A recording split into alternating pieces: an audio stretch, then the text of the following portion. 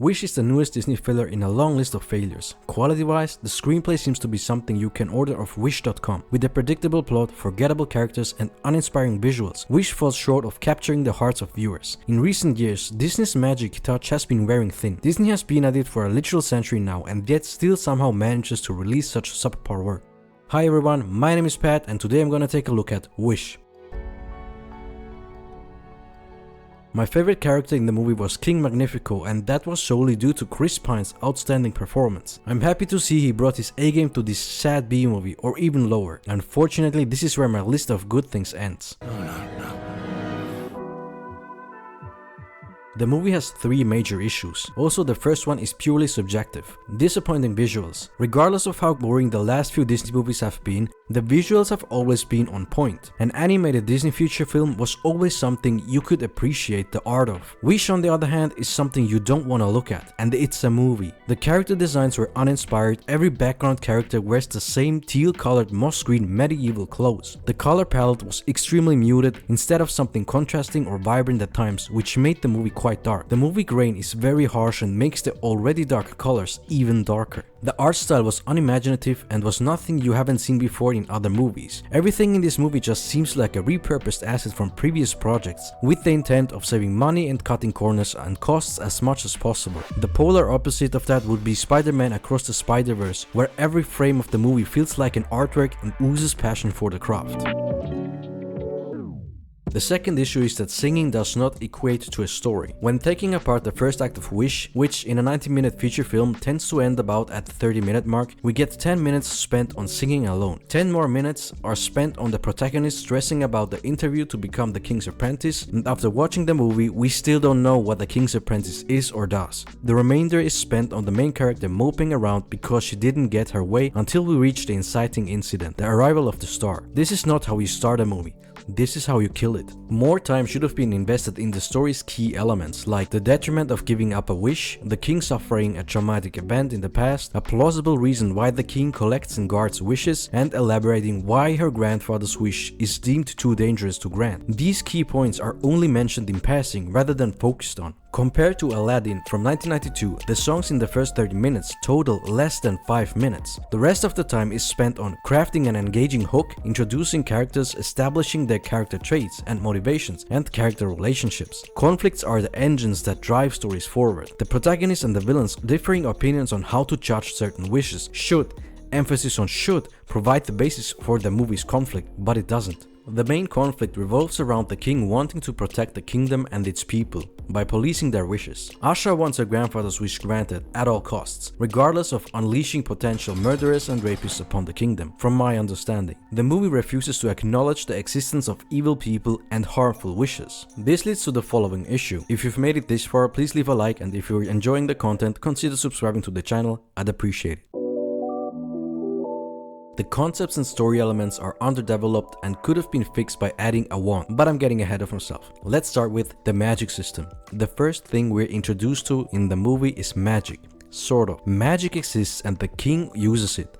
That's all we get. We don't know who can use magic or learn it in the first place. We don't know how it works. The movie establishes that its magic can do more than merely grant wishes. So how is it used in daily life aside from granting wishes? Can you make a fire with it? Can it heal? What makes magic good and what makes it evil? The magic in the movie is unrefined and undefined. It only serves as an ex machina to propel the story forward when needed. Does the story need a villain? Magic will provide one. That is neither how you write a good story nor character. The wish granting system.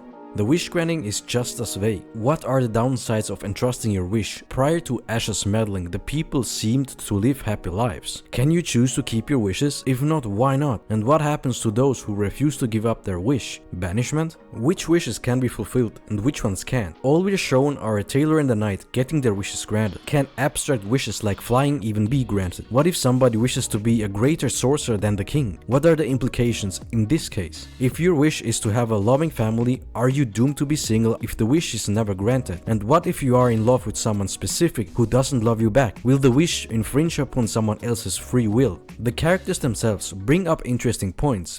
What if we want to change our wish? Good point. Wishes can change. Why can't we see them? Why is that a rule? And why can't we remember them? The movie conveniently ignores their concerns because that's not what the movie is about. Apparently, the wishing system isn't thought out in the slightest, and the movie inadvertently acknowledges that.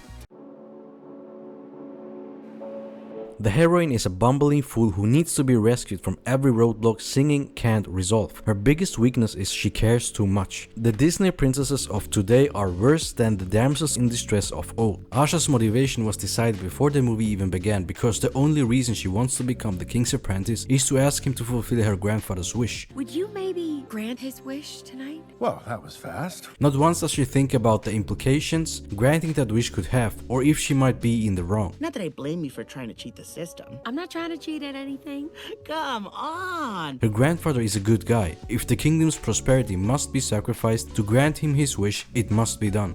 The king was a good-natured person with the best interest of his people at heart. He started becoming evil when the star appeared, but it's unclear why the star is a threat to him or his powers. The star itself is never a threat. Asha's selfishness is. Magnifico turned evil when he needed more power to capture a magicless, powerless girl who defeated him by exploiting his only weakness, a bookshelf. All these problems are technically not wrong, but poorly implemented into the story. If Magnifico had been reliant on the power of wishes to fuel his magic from the get-go, Asha trying to get the wishes back would have made more sense. If Magnifico had lost the magic battle between Asha using the star's power and him, it would have justified his need for more power and his reliance on evil magic. A lot of the building blocks are there, they're just not built right.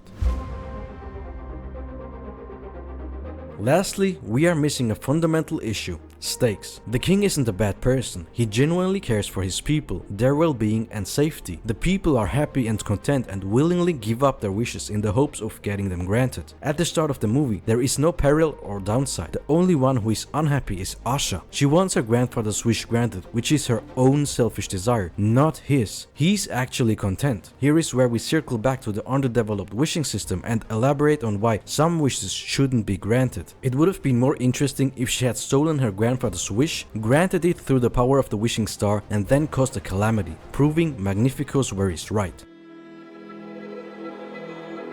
One way to do a wishing system right is found in Disney's very own Aladdin. The number of wishes is clearly defined as well as the rules and restrictions that apply. Rule number 1, I can't kill anybody. Yeah. Rule number 2, I can't make anybody fall in love with anybody else. Rule number 3, I can't bring people back from the dead. Wish chose to copy Wonder Woman 1984 instead. The sequel was panned by audiences and critics alike. The story revolves around a wishing stone that functions similarly to a monkey's paw. A wish is granted, but at a cost. Both movies, Wonder Woman and Wish, failed because they used an unclear wish granting system. Add to Wonder Woman the inconsistent rules like physical contact is needed or everyone gets only one wish, and you've got yourself a bona fide flop. But you only get one wish. I'm feeling generous. What do you want? What?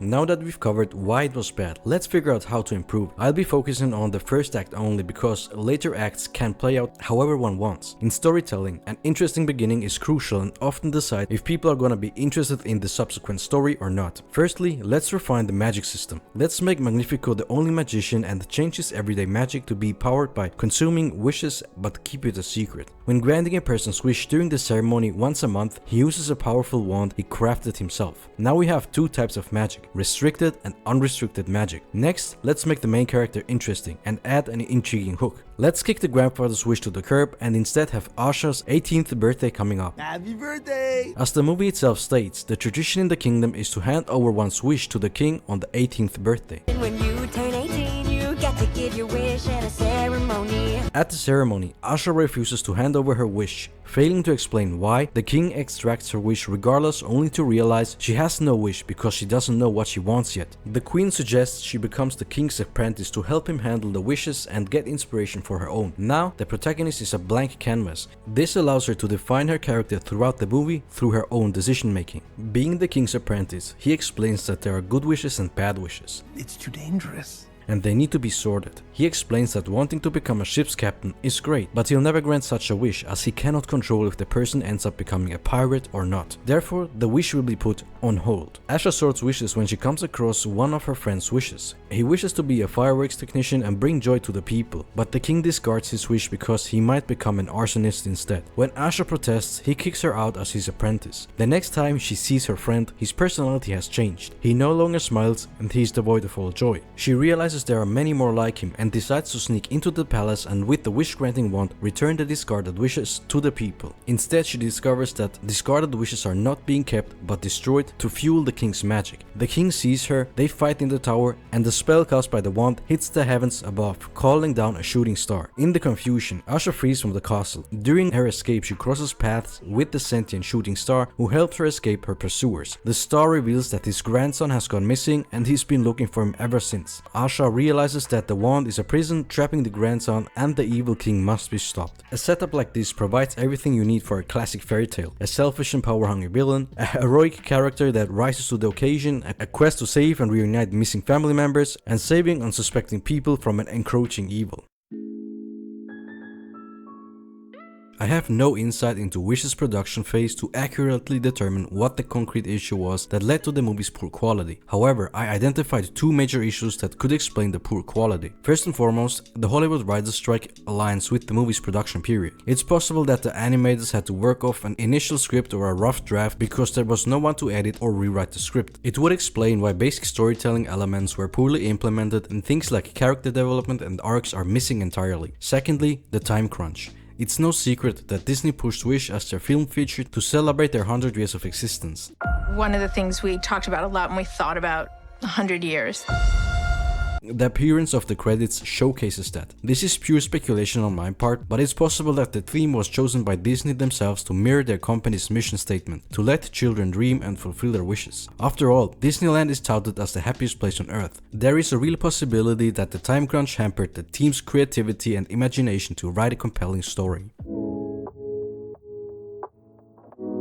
Let's recap. Wish has little to like and a lot of room for improvement, starting from the visual story and characters. More time should have been spent on the visuals. The idea of a Wish Kingdom had a lot of potential, but it was squandered due to the inability to craft a simple and engaging story. The badly thought out plot devices like magic and wish granting added more confusion than anything. And lastly, the characters were underdeveloped and boring. Even the main character looked like a background character who got the part at the last minute. Wonka showed how it's done. It boasts an easy to follow story, able to enthrall anyone who watches the movie regardless of age and gender. I saw the previews for Wish and Wonka in the cinema back to back, and while Wonka garnered my interest immediately, I was cautiously pessimistic about Wish. Eventually, time proved me right. Wish is another disappointing failure on Disney's roster, and while the writers' strike provided the company with another convenient excuse after accusing the audience of misogyny, COVID, and LGBTQ hatred, Disney is bound to run out of excuses and have to face the facts that their staff, first and foremost writers, are somewhat out of touch with reality.